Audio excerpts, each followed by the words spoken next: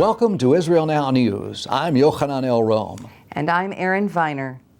In our top story, Israeli Prime Minister Benjamin Netanyahu is deeply concerned over Iran's recent test firing of a medium-range ballistic missile. Netanyahu said he intended to discuss the matter with U.S. President Donald Trump when the two leaders meet at the White House later this month.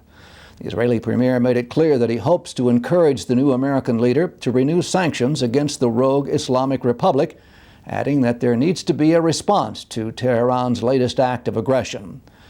The United Nations Security Council convened for an emergency session called by Washington at the request of Jerusalem to discuss whether the Iranian actions violate Resolution 2231.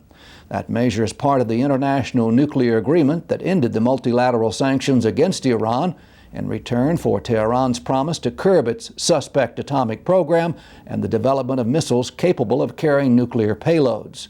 Both Netanyahu and Trump have publicly slammed the accord brokered by the Obama administration, saying it poses a threat to Israel's very existence. Senior Palestinian Authority officials are reporting that Washington quietly informed them that the Trump administration is freezing the last-minute financial aid package rushed through by its predecessor. Literally just hours before Donald Trump took the oath of office, outgoing President Barack Obama unexpectedly greenlighted the delivery of $221 million to the Palestinians in defiance of Congress. House Appropriations Committee member Kay Granger of Texas was furious Obama trampled the oversight measures that she says were aimed at ensuring that the Palestinians can't spend a dime of American taxpayer money until certain very strict conditions have been met. But now Ramallah says that the PA is not getting the funds quite as fast as it expected because President Trump has charged the State Department with reviewing the payment to make sure that it conforms with the new priorities of the new White House. Israel has welcomed official recognition of Jewish roots to the Temple Mount by United Nations Secretary General Antonio Guterres. The new UN boss said it is absolutely clear that the temple, which the Romans destroyed in Jerusalem, was a Jewish temple. Guterres underscored his comments by adding that no one can deny the fact that Jerusalem is holy to three religions today, including Judaism. The statements categorically refute the absurd declaration recently issued by the world body's own UNESCO agency denying any Jewish ties to Jerusalem. The remarks also counter the historical revisionism by the Palestinian Authority and the Arab world that the holiest site in Judaism is exclusively Islamic. The PA responded by accusing the Secretary General of overstepping his role and demanded that an immediate apology be made to the Palestinian people. Israeli Deputy Foreign Minister Tzipi Hotovely, however, praised Guterres for standing up for the truth and said that no one can dispute the deep 3,000-year connection between the people of Israel and Jerusalem. In related news, on her first day as the U.S. ambassador to the United Nations, Nikki Haley blasted the 193-nation organization for its blatant bias against the Jewish state. During her confirmation hearing, the former South Carolina governor told the Senate that she would always stand by Israel. After being sworn in, the new U.S. envoy called for Washington to take a closer look at its provision of 22% of the UN's core budget.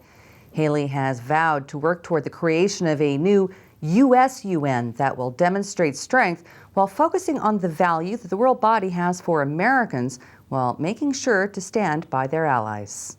Israeli President Reuven Rivlin and Prime Minister Benjamin Netanyahu were among hundreds of thousands of people taking part in a special new campaign initiated by the World Jewish Congress aimed at maintaining awareness of the Holocaust. They posted photographs of themselves on Facebook holding signs that simply read, "We remember." The activity was part of this year's commemorations for International Holocaust Remembrance Day. The participants belong to all religions and nationalities, ranging from Pakistan to Bolivia. American and European politicians and celebrities also joined their Israeli counterparts in sending out the message that the world should never forget the 6 million Jews who were murdered during the reign of terror perpetrated by Nazi Germany and its collaborators. The Israeli Knesset has approved a new law banning all foreign activists associated with the boycott, sanctions, and divestment hate campaign from entering the country. The new legislation expands existing regulations, which used to grant nearly all visitors entry visas. The measure was first introduced over a year ago by lawmakers who said there's no reason BDS advocates should be allowed to spew anti-Semitism and do everything in their power to harm the Jewish state while they're operating on Israeli soil. The Israeli military has just announced the release of its first encrypted smartphone. The device has an 8-megapixel camera and technology supporting both the 4G and military networks that can facilitate the sending of any classified visuals or text from the field without concern of potential security breaches. The phone was developed in partnership with Motorola as part of a $100 million contract signed to provide the latest smartphones to the Israeli military personnel for the next 15 years. In addition to all of its special security-related features, the new model is also completely waterproof and dirt-resistant and has enough battery strength for 400 minutes of talk time and 500 minutes if it's placed on standby. And even though we'd all like to have one, sorry, it's exclusively for use by Israeli military personnel. Israeli defense officials have announced that an advanced version of its David's Sling intermediate missile interceptor soared through a series of tests with great success. The system is capable of bringing down any aircraft or low-flying cruise missile, as well as rockets with 125-mile ranges, such as those being stockpiled by the Hezbollah terror group. The Iranian proxy launched its last war with Israel in 2006 from its base in Lebanon just over the northern frontier. David's Sling is being developed by Israel's state-owned Rafael Advanced Defense Systems and Raytheon, the top U.S. arms producer. Simulated exercises aimed at assessing its effectiveness to combat potential threats included the interception of air-launched incoming target test missiles high over the Mediterranean Sea.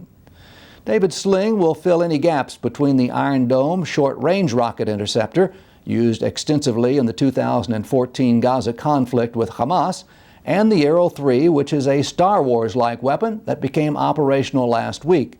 The Arrow 3 is designed to safely destroy incoming long-range missiles and their nuclear, biological, or chemical payloads in outer space.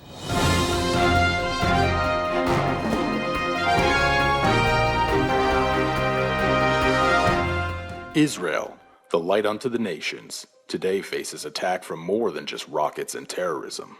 Calls to boycott, sanction, and divest from Israel, known as BDS, are a form of economic warfare that you can help to prevent. The Israel Allies Foundation has launched a public service campaign called Defeat BDS, offering educational tools and other resources that you can use to stand with Israel and help make a difference. Just visit the easy-to-use website at www.defeatbds.org.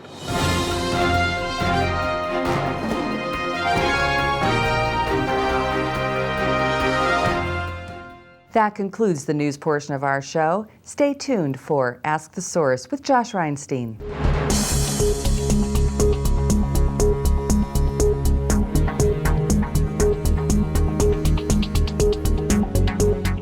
Hello and welcome to Ask the Source. I'm your host Josh Reinstein and we're here on a beautiful but rainy day on our rooftop studio.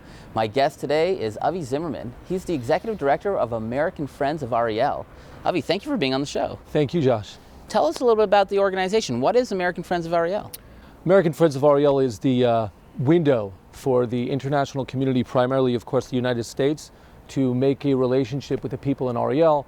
Relationships mean a lot of different things. We of course, raise funds for projects in the city, but we also make sure to inform the international community about what's actually going on the ground. There seems to be a significant disconnect between the way the world views Judea, Samaria, and the reality on the ground.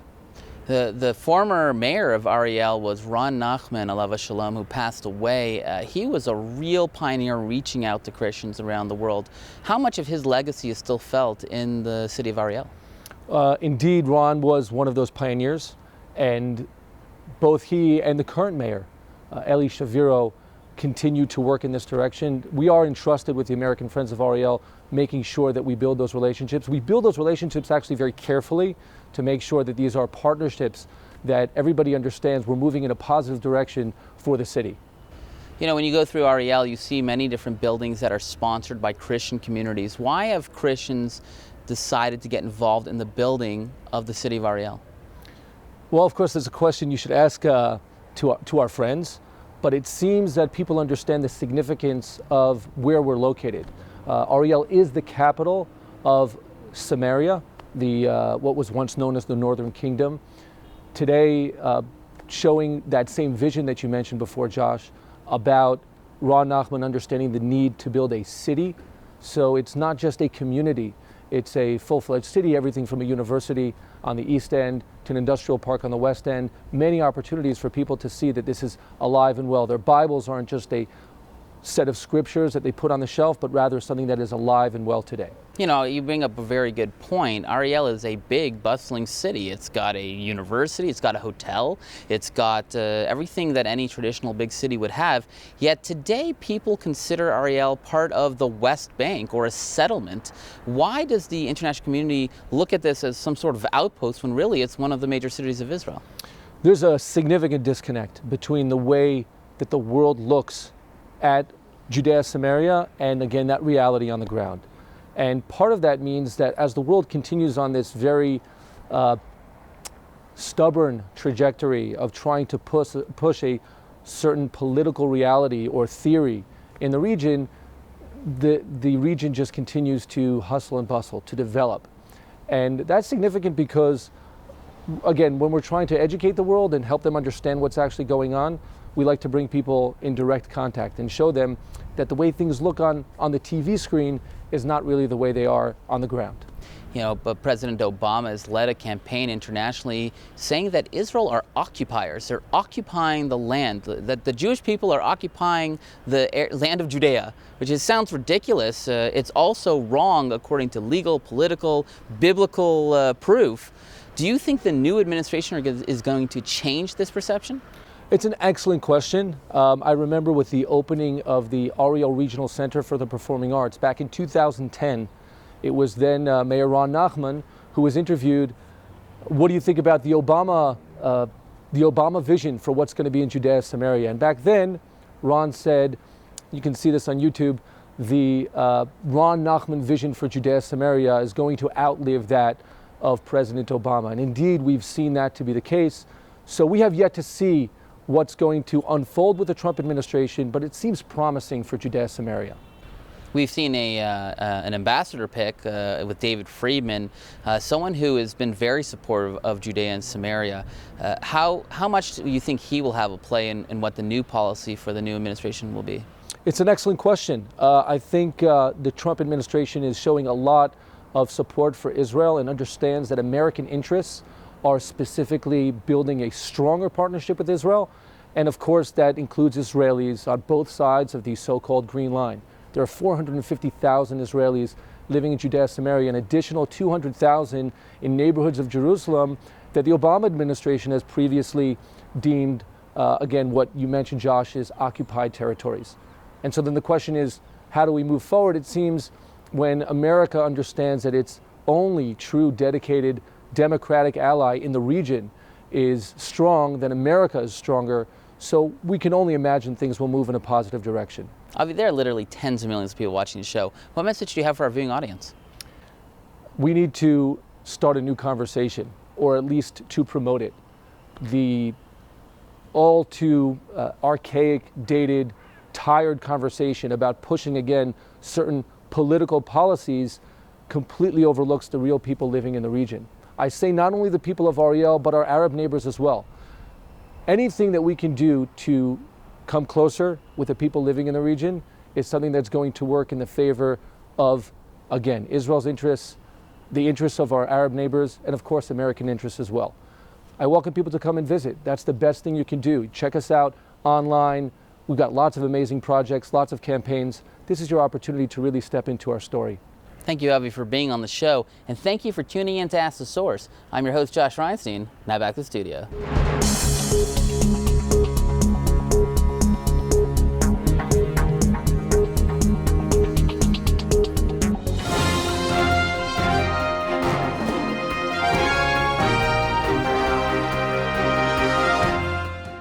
Up next, the return to Zion with Karen Hayasod.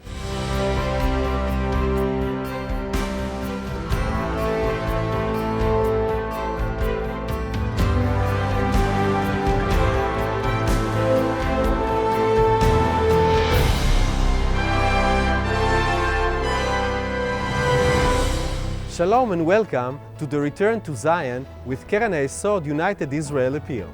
I'm Eliezer Moody Sandberg, World Chairman of Keren HaYesod, the leading official fundraising organization for the State of Israel. After 2,000 years, we found the descendants of the lost tribe of Dan. Please help us welcome our brothers and sisters back home. God bless you from Jerusalem. He will raise a banner for the nations and gather the exiles of Israel. He will assemble the scattered people of Judah from the four corners of the earth. Isaiah 11:12.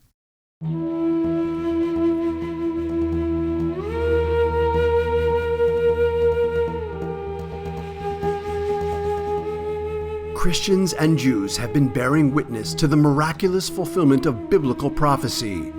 Since the reestablishment of the State of Israel in 1948, the ingathering of the Jewish people to the Holy Land has unfolded before our very eyes. Do not be afraid, for I am with you. I will bring your children from the east and gather you from the west. I will say to the north, give them up, and to the south, do not hold them back. Bring my sons from afar and my daughters from the ends of the earth. Isaiah 43:5. Today, Keren HaYesod has been tasked with completing one of the greatest examples of the fulfillment of this prophecy, the Aliyah of the Ethiopian Jews, the descendants of the tribe of Dan. On October 29, 2012, we were able to bring 250 new immigrants from Ethiopia to Israel. Keren HaYesod is not only tasked with paying the costs of their flights and accommodations, but also with their absorption into Israeli society. There are still around 2,000 Ethiopian Jews who pray daily to come back to the land of Israel, and we need your help to bring them home. We are reaching out to our Christian brothers and sisters and asking you to join us. In this new century, as in the old, Christians must reach out to the Jewish people and do their part to advance the fulfillment of the prophecy and defend the covenant. Help us bring the children of Israel back to the land of Israel. I will bless those who bless you and curse those who curse you. Genesis 12:3. 2,800 שנה של גלות. איך פערים אדירים בגיאוגרפיה, בציוויליזציה, לא יכולים להחליש את הכמיהה הזו, שהביאה כולנו לישראל, והיום גם אתם בבית. ברוכים הבאים. בכל פעם שנפרדנו, הייתי אומר לכם שיגיע הרגע וניפגש בארץ ישראל. אחיי ואחיותיי, הרגע הגיע. מעומק ליבי אני מאחל לכם ברוכים הבאים למולדת.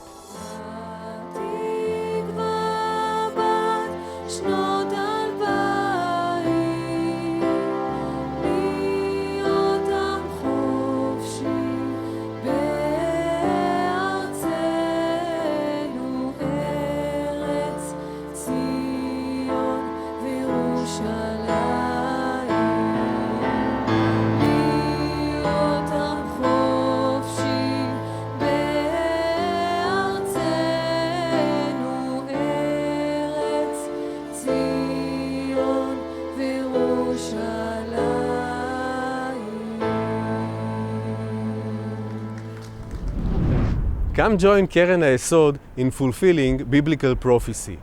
Let's bless Israel together. To donate and get information, call us at 1-800-505-1665 or visit our website at www.khisrael.org.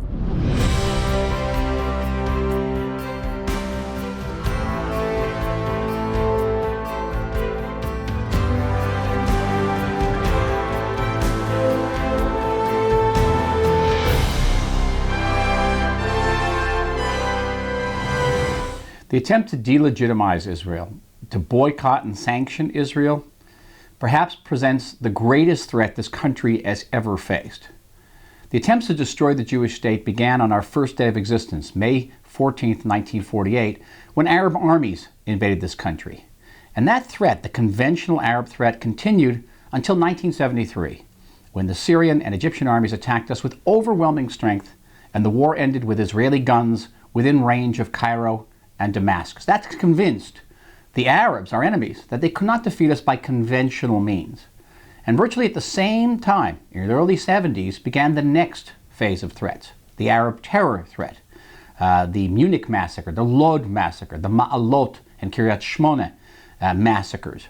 And that threat continued to 2005, when Israel defeated terror, what was known as the Second Intifada. We defeated it and achieved perhaps our greatest victory on the field of battle. And then, literally at the same time, 2005, 2006 began the third and most dangerous phase.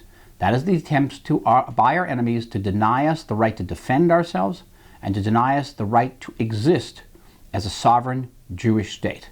That battle takes place not in Sinai or on the Golan Heights or even in Jerusalem. It takes place in the media. It takes place in the various organizations of the United Nations and in international criminal courts, where the attempt is to first brand us in the media as war criminals and then to have us sanctioned and boycotted as war criminals.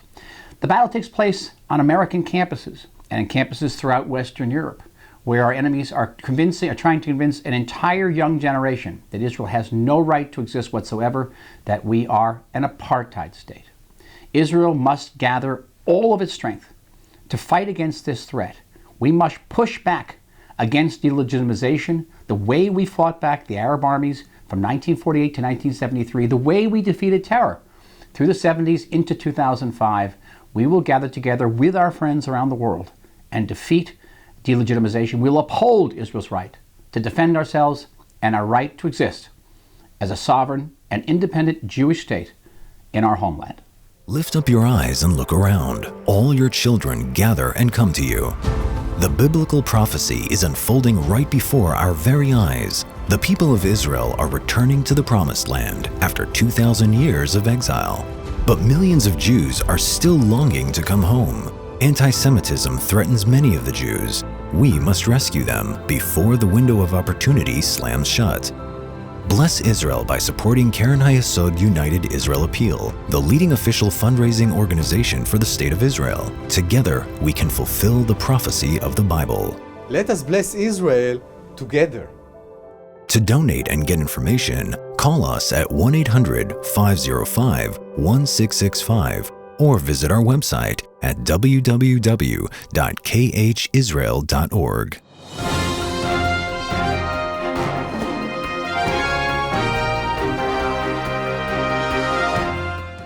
Please stay tuned for the ICEJ report from the International Christian Embassy, Jerusalem.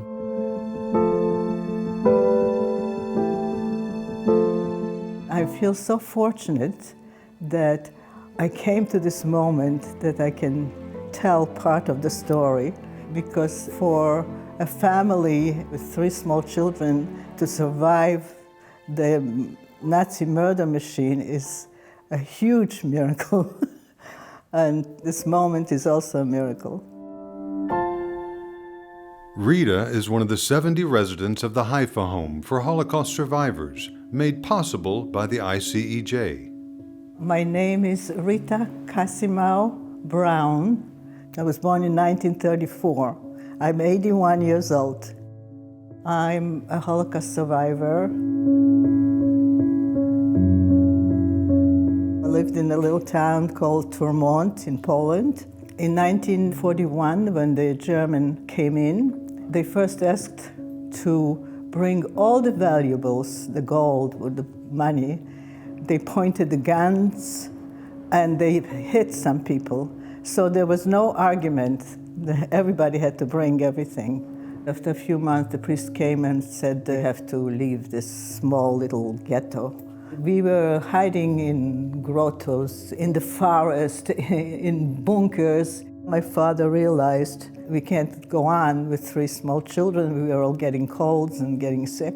And he dug a hole underneath the cow shed.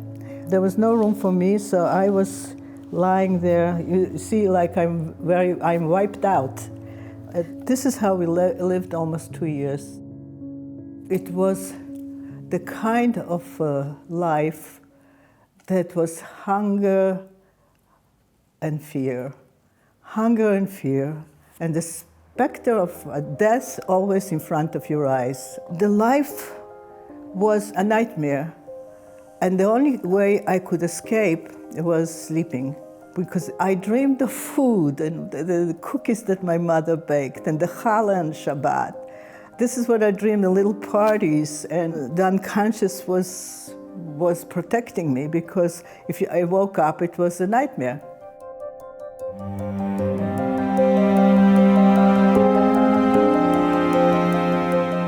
My father said we have to leave, and we went through a lot of things in crossing the border from the German occupation to the Russian. And then when I saw the tanks with the Russian army, I fell on the ground and kissed the ground, because I thought, it's the Messiah. My father said the Russians will be the Messiah. When we came into our town, Tourmont, it was like a ghost town, because a lot of the residents took over the homes of the Jewish homes. Everybody was just looking at us like a living ghost.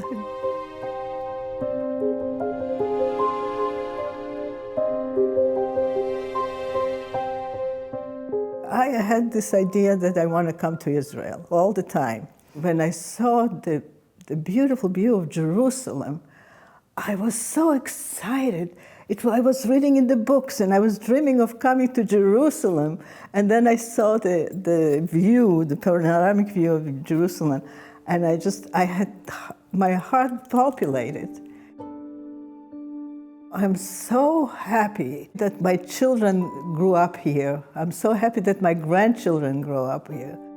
It takes a while to get used to accept that you have limitations. You know, it's not the same like you lived before. If people come of age and they need to retire, for Holocaust survivors, there's no other place. I don't have to worry about anything, like if at home the television breaks up or something is leaking or something like this, you call one of the guys, or you go to the office and it's fixed. Survivors receive living assistance in a warm family environment, provided through partners like you. So many Christians love us. One thing I think every Holocaust survivor doesn't want it to happen, that we should be forgotten. And you are the ones that make it for us an opportunity that it shouldn't be forgotten. So I thank you very much.